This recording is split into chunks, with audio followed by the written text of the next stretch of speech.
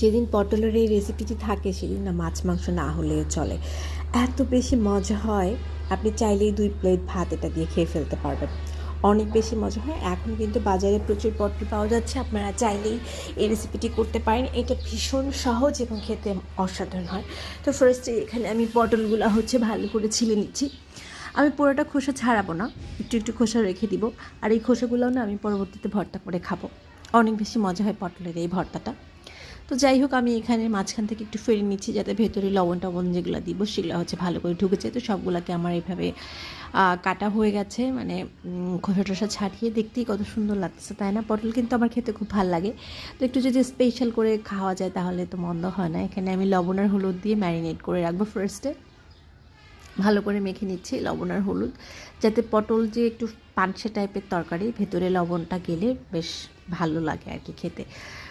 তো আমি একটা প্যানে ভালো করে তেলটা গরম করে নিয়েছি। গরম তেলে এখন পটলগুলো হাই হিটে 5 থেকে 6 মিনিটের জন্য আমি ফ্রাই করে নিব। হাই হিটে ফ্রাই করতে হবে যাতে পটলগুলো নরম না হয়ে যায়, আবার একটা ব্রাউনিশ কালার চলে আসে।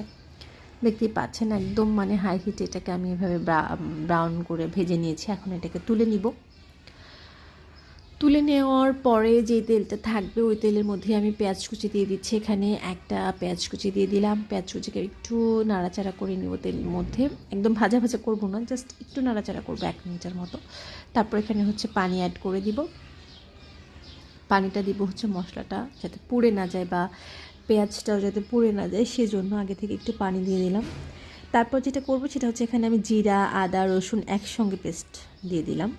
তারপর হলুদ দিব। হলুদ দিলে এখানে একটু কালারের জন্য বা একটু স্পাইসের জন্য আমি লাল মরিচের গুঁড়াও ব্যবহার করেছিলাম। এখন মশলাটাকে ভালো করে কষায় নিতে হবে। মশলাটা যত ভালো কষাবেন আপনার রান্নার টেস্ট তত ভালো হবে।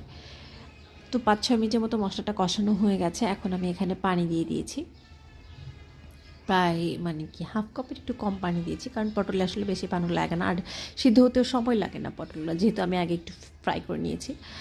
তো আমি সবগুলো পটল এখন দিয়ে দিচ্ছি পানির মধ্যে, আর এটাকে একটু নেড়েচেড়ে মিশিয়ে নিব। এখন একটা উপাদান আমি ব্যবহার করব যেটার কারণে আপনার এই পটল রান্নাটা অসাধারণ হবে। সেটা যে বাদামের পেস্ট, বাদাম, টক দই, আর এখানে আছে পেঁয়াজের ব্রেস্তা। এই কয়টা পেস্ট আমি দেখাতে পারিনি, কারণ এটা আমি ঈদের সময় করে রেখেছিলাম।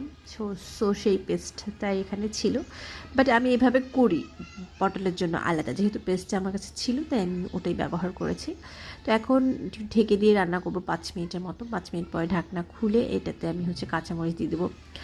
এত সুন্দর একটা ফ্লেভার বের হয় এই সময়টাতে, ঢাকনা খোলার পরে অসাধারণ একটা ফ্লেভার বের হয়। তারপর কাঁচামরিচ দিয়ে আমি আর কিছুক্ষণ রান্না করব। এখন আমি যেহেতু এখানে টক দই ব্যবহার করছি, খুবই সামান্য পরিমাণ চিনি অ্যাড করলাম যাতে ব্যালেন্স হয়ে যায়।